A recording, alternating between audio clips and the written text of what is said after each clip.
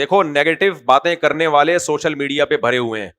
ایک نوجوان ہے, ہر دوسرا کلپ اس کا میرے خلاف آیا ہوا ہوتا ہے, ہر دوسرا کلپ اس کا میرے خلاف آیا ہوا ہوتا ہے. میں اس پہ ریئیکشن اس لیے ریکارڈ نہیں کروا رہا کہ بعض لوگ اس لیے بھی کر رہے ہوتے ہیں کہ ہم اس پہ ریئیکشن ریکارڈ کروائیں تو اور مشہور ہو جائے وہ, اس لیے میں اس کے نظریات پہ رد کرتا ہوں, اس کا نام نہیں لیتا.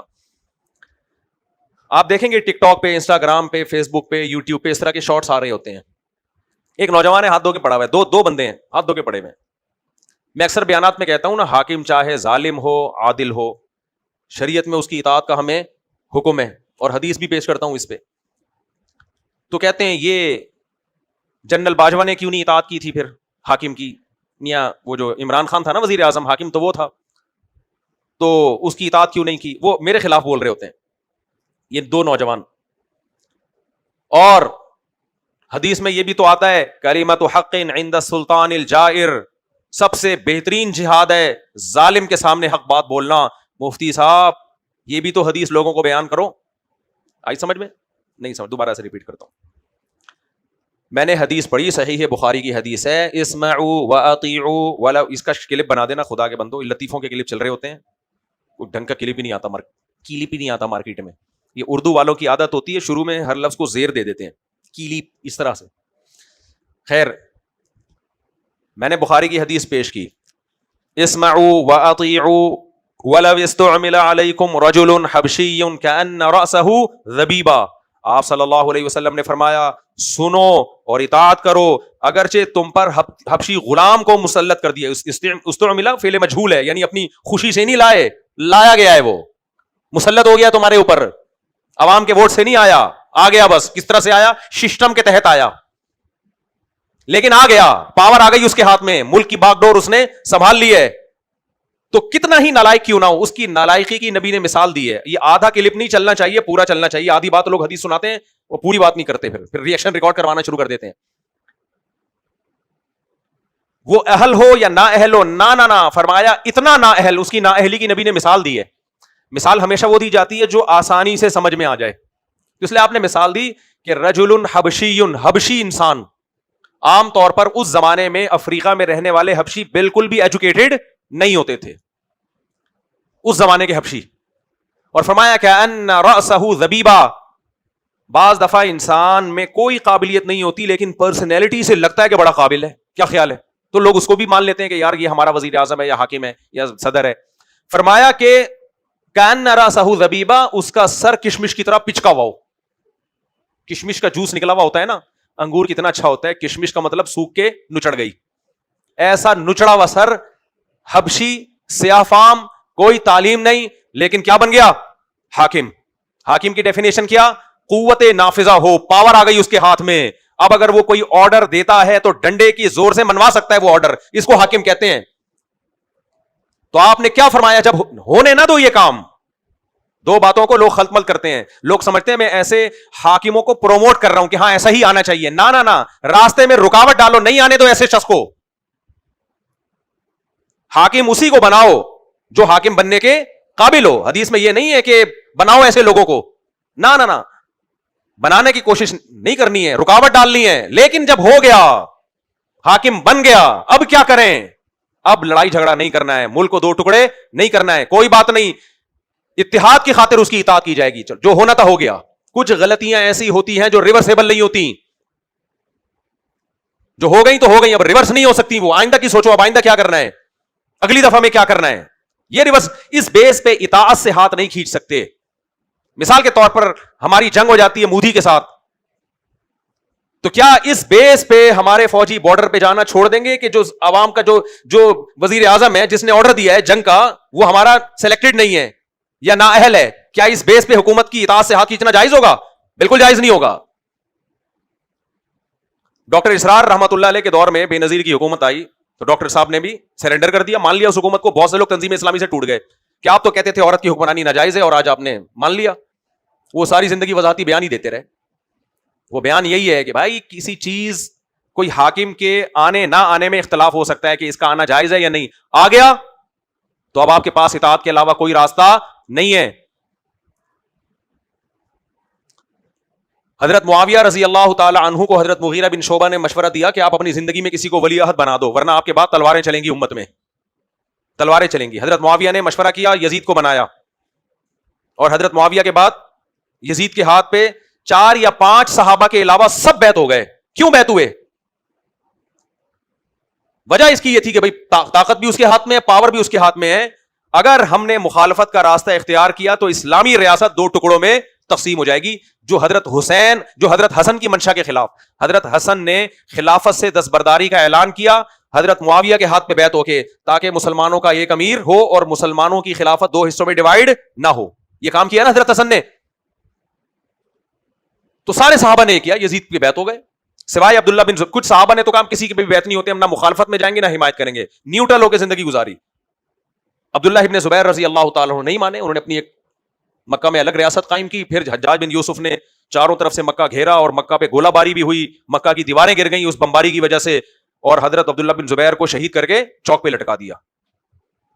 سمجھ میں آ رہی ہے بات کہ نہیں آ رہی ہے؟ ان دنوں میں لوگ عبداللہ بن عمر کے پاس آئے, بخاری کی حدیث ہے. کس کے پاس؟ عبداللہ بن عمر, جو عمر بن خطاب جیسے بہادر کے بیٹے تھے. تو بیٹے میں باپ کے ڈی این اے ہوتا ہے کہ نہیں ہوتا؟ کس قدر بہادر تھے عبداللہ بن عمر. جب حجاج ابن یوسف مکہ کا گھیراؤ کر رہا تھا عبداللہ ابن زبیر سے لڑنے کے لیے کہ انہوں نے مکہ میں اپنی حکومت قائم کر دی ہے, جو شام میں جو مسلمانوں کی حکومت ہے اس سے ہٹ کے الگ, تو ہم ان کو نہیں پنپنے دیں گے. تو ادھر بھی مسلمان اور ادھر بھی مسلمان. عبداللہ بن زبیر کے ساتھ بھی عرب کے جنگجو اور صحابہ بھی تھے, بڑے بڑے لوگ تھے, تابعین کی ایک بڑی جماعت تھی. بہت کم صحابہ تھے لیکن زیادہ تابعین تھے, اور ادھر بھی مسلمان. عبداللہ ابن عمر رضی اللہ تعالی عنہ بیٹھے ہوئے گھر میں, چند لوگ آپ کی خدمت میں آئے اور عرض کیا کہ حضرت یہ کیا بات ہے کہ آپ حج بھی کرتے ہو, عمرہ بھی کرتے ہو, روزے بھی رکھتے ہو, نمازیں بھی پڑھتے ہو, جہاد کو بھول گئے ہو آپ؟ سمجھ میں آ رہی ہے بات؟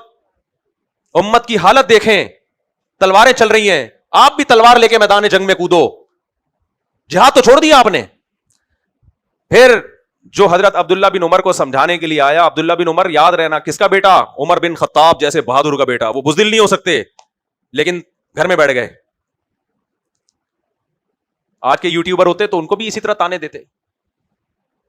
تو جو شخص تھا نا وہ آیا سامنے آ کے کہنے لگا کہ کیا قرآن میں آپ نے نہیں پڑھا قاتلوہم حتی لا تکون فتنہ, ان سے لڑو یہاں تک کہ فتنہ ختم ہو جائے. تو فتنہ ہے امت میں, آپ لڑو, تلوار لے کے میدان میں آؤ. عبداللہ بن عمر نے کیا جواب دیا؟ فرمایا قاتلنا حتی لم تکن فتنہ وقاتلتم حتی تکون فتنہ. فرمایا نبی کے دور میں ہم تلوار لے کے اٹھے اور ہم نے جہاد کیا یہاں تک کہ فتنے کو ختم کر دیا, اور تمہاری لڑائی فتنے کو ختم کرنے کے لیے نہیں ہے, فتنے کو پیدا کرنے کے لیے ہے. سمجھ میں آ رہی ہے بات کہ نہیں آ رہی ہے؟ تو جو غلط طریقے سے حکومت کی سیٹ پہ جانے کی کوشش کرے گا اس کی راہ میں رکاوٹیں بھی پیدا کرنے کا اسلام حکم دیتا ہے. لیکن جب وہ بن جائے, جب وہ بن گیا تو پھر شریعت کیا کہتی ہے؟ اس کی اطاعت کی جائے. ہاں, قانون کے اندر رہتے ہوئے اسے ہٹانے کی کوشش بھی جائز ہے. ہم نہ دھرنوں کے خلاف ہیں نہ احتجاج کے خلاف ہیں, ہم صرف اس کے خلاف ہیں کہ ملک میں تلوار اٹھانا, ملک میں اسلحہ اٹھا کے لڑائی کرنا یہ جائز نہیں ہے, اس کی اجازت نہیں ہے شریعت میں. نبی نے فرمایا جب مسلمانوں کا کوئی امیر ہو, کمانڈر ہو, خلیفہ ہو, امیر ہو, کوئی بھی, یہاں مراد ہے حاکم, اصطلاحی خلیفہ مراد نہیں, حاکم, اس کے خلاف جو بھی کھڑا ہو, صحیح مسلم کی حدیث ہے, کائنم من کان, جو بھی ہو اس کو قتل کر دو, اسے قتل کر دو تاکہ مسلمانوں کا اتحاد نہ ٹوٹے. اور یہ جو حدیث ہے کہ ظالم بادشاہ کے سامنے حق بات کہنا افضل ترین جہاد ہے, تو میرے بھائی اس جہاد سے آپ کو کسی نے منع نہیں کیا. آپ کہیں جا کے آرمی چیف کو, اگر آپ سمجھتے ہیں غلط ہے آپ جائیں ان کے سامنے بولیں, وہاں تک آپ نہیں پہنچتے, آپ یوٹیوب پہ, وہ بھی باہر ملک میں بیٹھ کے. یہ تو آپ کی بہادری کا لیول ہے کہ یہاں بیٹھ کے آپ کو بولتے ہوئے آپ کو پتا ہے سافٹ ویئر فوراً اپڈیٹ ہو جاتے ہیں, باہر ملکوں میں جا کے آپ بولتے رہو, پھینکتے رہو لمبی لمبی. اور میں ان لوگوں سے کہتا ہوں جو باہر ملک میں جا کے ہمارے کنٹری کے خلاف بول رہے ہیں, ہماری فورسز کے خلاف بول رہے ہیں, جو وہاں ظالم ہیں آپ ان کے خلاف بھی تو بولو نا. ہمارے ملک کو ان حالات میں دھکیلنے والی یہ بیرونی طاقتیں ہیں یا نہیں ہیں؟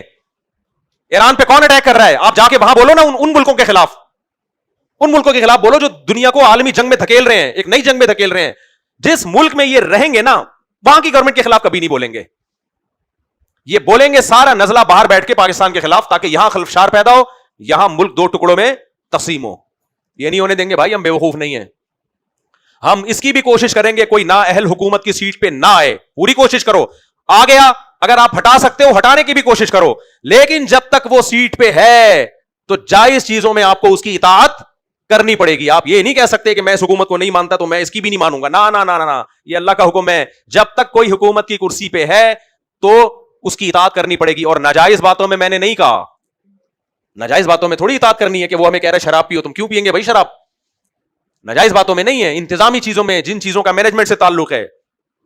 اور بار بار ایک بات کہہ رہا ہوں, لوگ ہماری بات کو سیریس نہیں لے رہے, لوگ ہماری بات کو سیریس نہیں لے رہے. یاد رکھو اس وقت پاکستان حالت جنگ میں ہے, سمجھ رہے ہو؟ یقین نہیں آتا, انڈیا کا میڈیا اٹھا کے دیکھو, مودی کیا کچھ کر رہا ہے ہمارے بارڈر پہ. ایسے موقع پہ قوم کو متحد ہونے کی ضرورت ہے, اپنی افواج کے ساتھ.